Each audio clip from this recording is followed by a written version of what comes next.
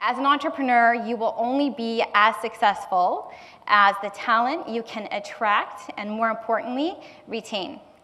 And it doesn't matter how great your organization is, how much money you've raised, the press that you might be getting at your launch.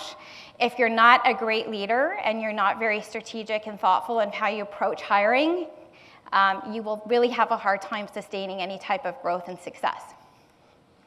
So I put together my 5 key tips to successfully find and hire top talent. Starting with 5, it's really understanding what you really need and honestly can offer.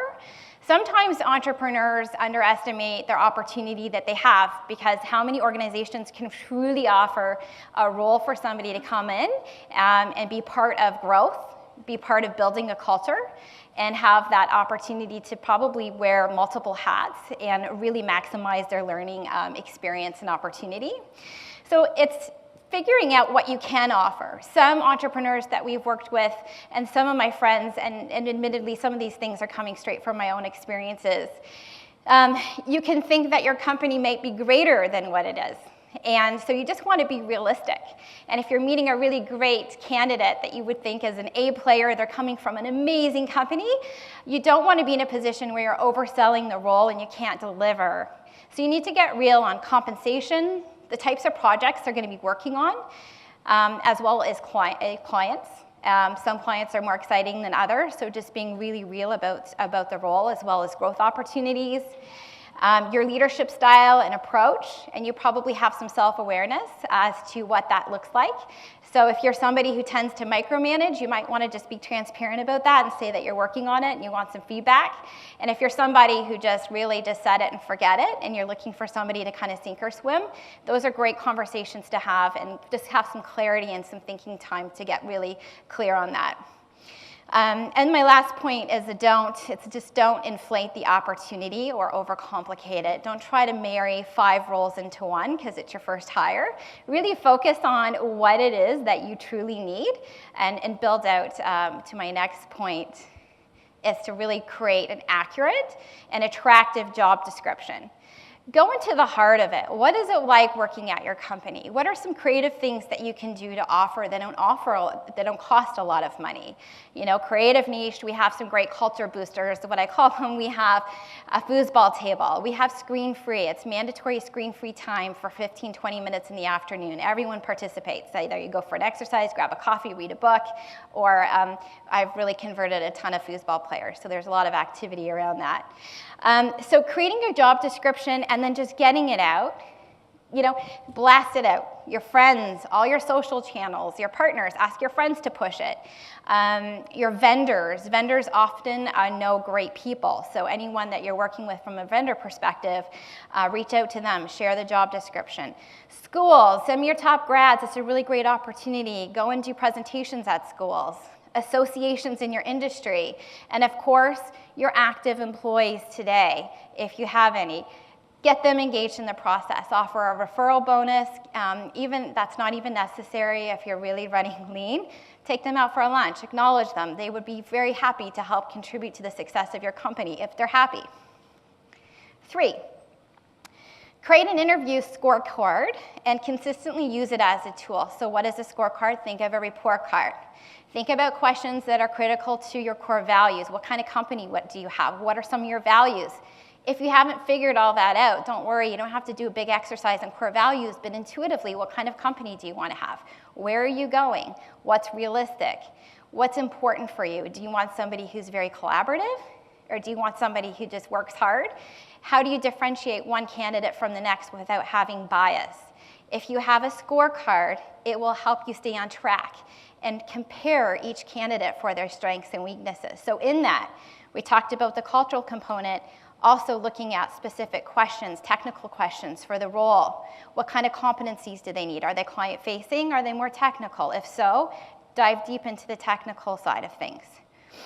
And lastly, going through the candidate's work experience, you're going to notice some flags perhaps in some candidates. Have they jumped around a lot? Are they new? In the country? Where did they come from? Are they changing industries? Have some questions specifically to understand their journey, so you're going to get a lot of, maximize your time with them and be a very effective and productive conversation. Surprised, always surprised. We as entrepreneurs are 10 times more prepared to go and pitch new business than we are to have an interview. We're talking about building businesses. There's nothing more important. Obviously, clients and sales are important than hiring the right people and qualifying them. You don't want to have a lot of turnover. Don't be scared of it, but you don't want it. It hurts your culture. So make sure you're just hiring right from the very beginning as much as you can. 2, conduct productive and engaging interviews. So we talked about that. Keep strong candidates active and engaged. What does that mean? You want to keep them warm. And don't play games. Some people want to hold back on their feelings if they're engaged, or really hold everything close to them. If you like somebody, tell them, hey, I'm really feeling good about our meeting. It'd be great to have you come in. I have a couple of advisors. If you don't have a team currently and you're still building your team, get your other team members involved in the hiring process. Have a consultant that you work with get involved in the hiring process. The more perspective you can get and feedback on your candidate, the better your hire is probably going to be.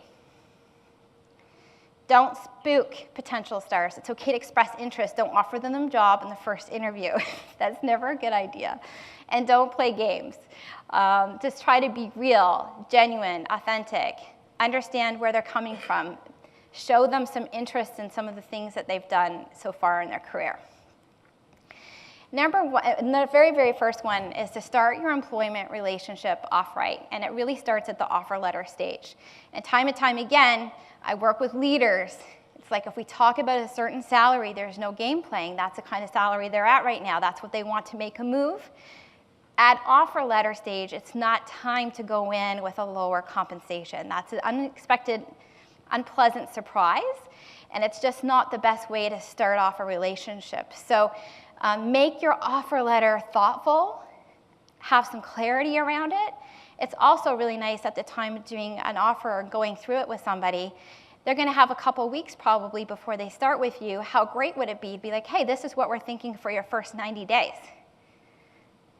And have them have that time to really think about it, get energized. They have clarity on what you're expecting of them and things that they can work towards.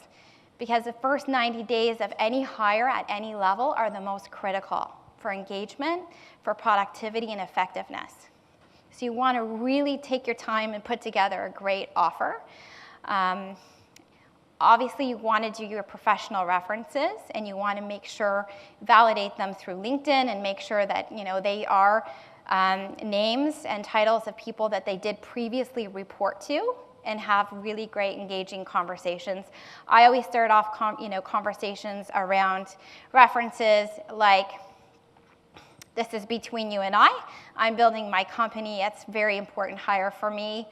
Everything that you're going to disclose to me, I'm going to keep it very confidential, so I'd appreciate your candid nature and honest feedback. We're not all perfect, so if you could just be as honest as possible of how this individual performed at your company and what your experience was like working with them, that would be so appreciated. And then just removing that and having that kind of openness, you really can get some great, great feedback. So I wanted to spend some time on retention. I'm really fanatical about retention. It's you get somebody, you went through the hiring process, you may have engaged a recruitment firm, LinkedIn, you've spent money and time and precious energy hiring somebody. It doesn't stop there. Retaining employees is so critical. I've lived this, so I'm going to just share some of my mistakes and hopes when you guys are building your great companies. You remember this because it's so important. When you're building a business, you're going to have setbacks, definitely. And your job is to be your best self every day. Even on a bad day, even if you're faking it, it's actually okay. Because you, especially in a smaller business, you're setting the tone for the entire company. And that your tone really determines, is it going to be a really good, productive day, or is people going to be feeling a little uneasy, a little tense? You want to always acknowledge big and small wins. Do it publicly, do it personally, acknowledge people. It's one of the best drivers, you know. All these tech companies are bloody well almost offering cars. We're seeing signing bonuses, all these things. That's not always a motivator. Sometimes it's the small things, like acknowledging, like being fair and consistent. We all have bias. If you hire a lot of people like yourself, you're going to build a company that's probably not going to have that much opportunity for tremendous growth. So you want to be fair, you want to be consistent, you want to have diversity. You want to follow through on your commitments. If you're going to follow up on compensation conversation, if you're going to follow up on an action item to check out a program for an employee, follow up on it. Sharing your knowledge, your frustrations, your opportunities. Team, we just lost a big account. What can we do to pull this together? You'd be amazed when you share your financials, when you share your challenges, your opportunities, when you share your attention and give your attention, what you'll get back in return and what that does for job satisfaction. It's so powerful. It's incredibly powerful. Terminate negative people. As much as I'm a fan of retention, there's a time when people need to go. And you know the toxic people. You probably have all worked with somebody like that at some point in your career, hopefully not right now. And as a leader, it's the toughest thing to do, but you need to let them go. If you do not let them go, you will lose great people. You set the tone for the company, and you need to set an example. And there's a time for it to give people the right opportunity, give them the right training. But if they're not producing at the level that their colleagues are, and they're not as committed, or they're behind a lot of gossip and toxic type of behavior, let them go. Align your vision with each practice area in your business, or each individual when you're starting your business.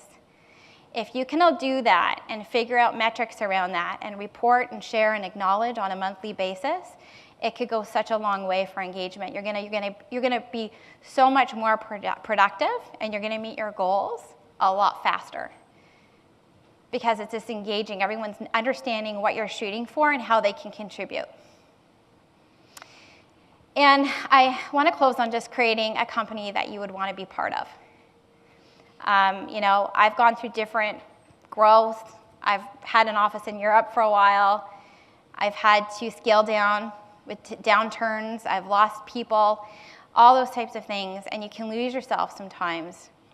And it's so important to always protect yourself and have really great advisors and friends to support you, just to get you back on track if you ever feel like you might be going in a direction and you might want to not go to the office one day. We should never have that, but I mean, it happens every now and then, but it's just a matter of getting it back on course and always feeling like you're building a company that you want to be part of, you want to help contribute to. And lastly, I really think being an entrepreneur is one of the best things in the world. You get to impact lives, you get to do things philanthropically, you get to have fun, you get to have flexibility, off-site, on-site, rewarding your team. You can compete for talent, no problem, with some of the bigger organizations. They just can't have that flexibility. And I would just say my last point is just have fun. Have fun with it.